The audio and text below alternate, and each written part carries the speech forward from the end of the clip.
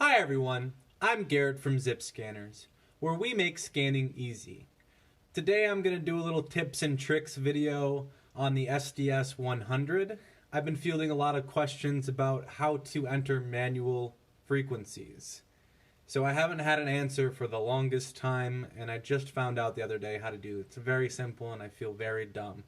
But I'm just going to show you very quickly, very short and sweet, how to enter a frequency manually into a Uniden SDS100. Okay, so I have it on. All I got to do is go to channel, this button right here underneath what it shows on the display, and then I enter the frequency. So just right into the keypad.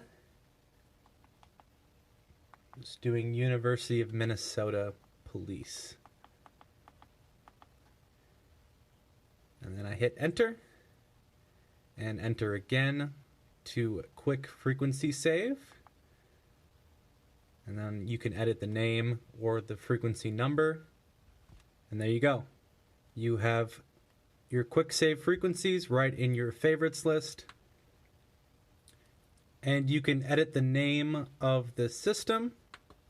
It's anything you want. You just have to use the knob here, and then when you have the right letter, go over and then press enter. And you change the name like that. And there you have it. That is how to enter a frequency manually into a SDS100. It also works the same on the BCD 436HP. The same exact way, channel, direct entry, enter, boom, there it is. And that'll be all for this video. I'm Garrett from Zip Scanners, where we make scanning easy. We're open 7 days a week. You can call us at 737-777-9876, where we offer free shipping, no taxes, and lifetime technical support from experts like me. Thanks.